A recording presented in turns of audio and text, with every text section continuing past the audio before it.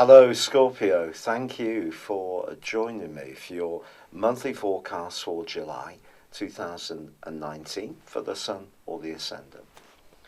This month begins with the Sun in the part of your horoscope to do with expansion, to do with experimentation, to do with adventure, to do with freedom, travel, excitement, forging a solar eclipse. So it merges with the moon.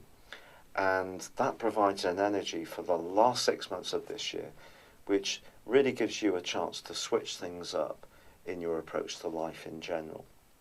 Now, on the same day, Mars, your traditional ruler, climbs to the very peak of your solar horoscope into the sign of Leo, where it joins up with Mercury.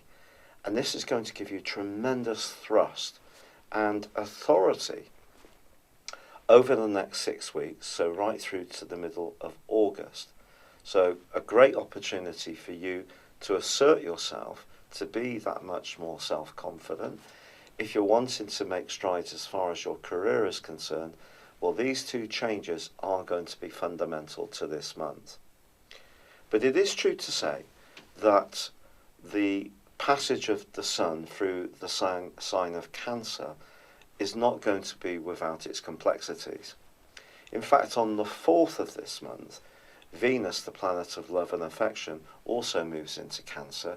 So if you are thinking of going away, it would be a fine time to book that excursion or actually board that plane or train. And the following 3 weeks can be a marvellous time to broaden your horizons, to soak up new influences, new cultures and new sights and sounds, but also it could have a bearing on your love life. But at the very heart of your horoscope, just like everyone else's at the moment, is the very complex relationship between Saturn and Pluto. Now they're gathered together very close in Capricorn in your 3rd solar house, which is about how you think on an everyday basis. It's about the people you encounter, such as neighbours and siblings, people you might speak to every day, the kind of communication through text messages and emails, whether it's jovial, just a quick alert to let someone know that you're setting out on a journey. It's quick, it's bright, it's breezy, but there's nothing quick, bright and breezy about Saturn or Pluto. Saturn, of course, is the planet of structure, but it's also the planet of limitation. It's also the planet of conditioning, and it's the planet of control. And the 3rd house, because it's about your ideas, I feel that Saturn here since the 20th of December 2017 has in some ways been informing your relationships with that group of people, the people you encounter every day, the siblings, the neighbours, the interaction you have with people. And it may have made you a lot more serious, a lot more thoughtful.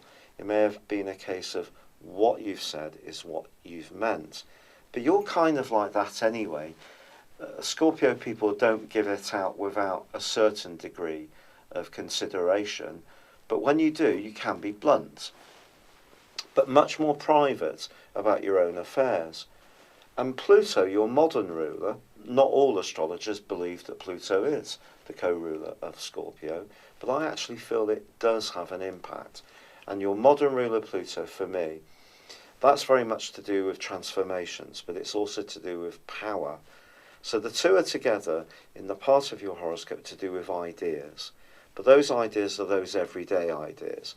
Whereas on the other side of the heavens, we've got that solar eclipse and Venus in the sign of Cancer, along with the North Node, which is the point of destiny, which is like, if you like, the point of a compass, the emotional direction the planets are pulling you in at the moment, is to be more open-minded and to move beyond the conditioning and ideas that may have been ingrained in you when you were young, just like they were ingrained in me. Now, the world is changing at such a rapid pace. We can either continue to stick with what we know, or we can kind of add ideas. We can communicate with others, get other influences, and we grow and evolve. But because you can be someone who's very clear about the things you do and don't believe in, it's possible with this close connection of Saturn and Pluto that you are being a bit resistant to the potential for any new ideas. Now this just depends on your unique personality. It's very possible that you're someone who's very open-minded about new ideas. And ever since Uranus moved into your opposite sign on the 7th of March, this has given you even more opportunity to engage with others in a different kind of fresh way. So there are opportunities for greater knowledge, to inform yourself, to learn new skills and ideas. And this month can really be a very big opportunity to do that. But the crunch point is more about the exchange. If we think about how communications work, we have send, which is obviously a speaking, or it can be through a telegraph, Morse code, it can be through a text message. So we send, but we also receive. But receiving for people these days has become a very complex process because we're all bombarded with information. And not all that information, as we all know, is factual. It's very much based on emotion and opinion, which is very different from being factual. So because there is such a welter of information going backwards and forwards in the world these days, sometimes it can become absolutely overwhelming. And this is a month where you may find yourself being drained out by new information or people's demands for you to interact with them, or you can reinforce your boundaries and let people know where you are, but the key is not being dogmatic. And that's absolutely crucial this month because the Sun's going face to face with both Saturn and also Pluto. And then Venus, which moves on the 4th into Cancer, as I say, that's going face to face with Saturn and Pluto too. So that's more about your emotional relating and the relating around relationships. So whether it's you, the individual, or me, for us all, whichever zodiac sign, but particularly for you because the axis of exchange of power and energy is on the 3rd and 9th houses, if you can stay flexible, fluid with your ideas, stay receptive, but also honour the things you really believe in, you can evolve, but work your way through what can prove to be a rather tense month at times. There are opportunities to grow, and the last 6 months of this year could see you travel significantly, start a completely new job, retrain, re-educate, or do new education. That education can be formal, it can be informal. It doesn't really matter, but there is that opportunity to evolve and grow. Because you're a fixed sign, when you do develop ideas, you tend to hold to them very firmly. But often the case with Scorpio people is you reach a point when big changes come, whether it's relationships, outlook, ideas, and then things will change in a massive way that actually have been quite stable for a very long time. So I think that's going to be a factor too. Now, Neptune, the planet of dreams, continues in a very creative part of your scope, but it's actually in a square with Jupiter, the planet of abundance. So for the first 3 weeks of this month, I would just be a bit careful about spending money on things that aren't absolutely essential, because those two could trick you into thinking that everything is essential, especially the goodies in life. And you may end up feeling a little bit bloated, even a little bit overweight, if you don't resist the temptations that they can promote. Also, it is true to say that on the 7th, Mercury, the planet of communication, does start a retrograde in your sector of success, where Mars moved on the 2nd, and it's going to be going retrograde through to the 18th in the sign of Leo. It then inverts back into the sign of Cancer, and the retrograde goes on right to the end of July. So, as ever is the case with Mercury retrograde, wires can get crossed, there can be difficulties around travel, things that we post can get mislaid, If you're planning any kind of communication linked to a contract, because the ninth house is so strongly emphasized for you this month, I do think it's going to be important to think very carefully before you commit anything to paper, and you get some professional help if needed, because with Mercury tracking backwards, things can go awry. None of us can control Mercury retrograde. What we can do is control the things that we have some kind of influence over. So that means really painstakingly checking anything that we're sending out to ensure that it's accurate and represents exactly how we feel. So be very careful. And if you are travelling, and there is an enriching possibility to do that, it is going to be important to have some backup plans just in case there are cancellations and delays, because I think those are possible, particularly around things like flights, trains, ferries. These kind of things can all be affected by industrial disputes, or I remember when the volcanic ash debark occurred in Iceland. Do you recall that? Maybe about 7 or 8 years ago. And that happened when Mercury was retrograde and all the flights in Europe were grounded because it wasn't safe to fly. So Mercury retrograde works in very mysterious ways. And of course Jupiter is still retrograde, as is Saturn, as is Pluto. Jupiter will go into forward motion on the 11th of August. And for you, it is in a part of your situation to do with your resources. So as I'm saying, don't speculate on what you can't easily afford to waste. But it is also true to say that the angle between the North Node and Neptune that's very positive this month suggests that you can still embrace your imagination. And if you are encountering people who are arty, who are influencing you to see things in a different way, whether it's from a spiritual dimension or a creative one, I think this can be a very enriching month. It's just really down to your resistance, whether you're going to be really stubborn or you're going to encounter people who are stubborn about the things you want to change.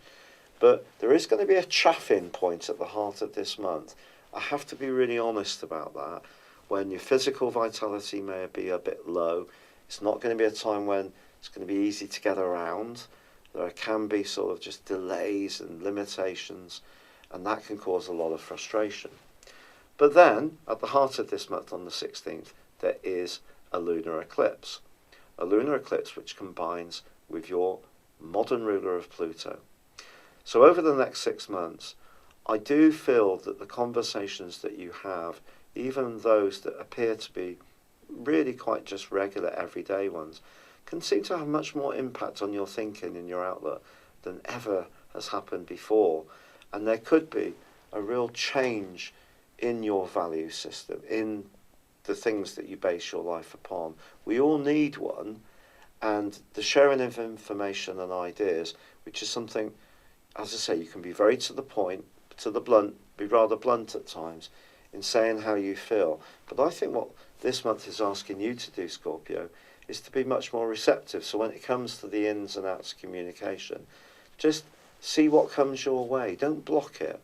Even if it feels a bit difficult or challenging or critical, try to let new ideas, new people, new ways of doing things come in, because it actually can be so good for your personal development and growth.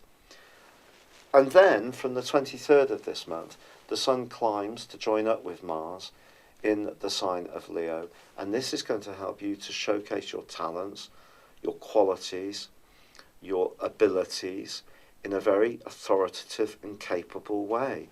Now, it is true that your traditional ruler Mars is challenged by Uranus in the middle of this month, suggesting that there could be a bit of a clash with someone in the family, and that can happen towards the end of this month, or maybe it's going to be someone at work who you encounter who perhaps is a little bit resistant to you, the power you have. Perhaps they feel a bit threatened by your talent.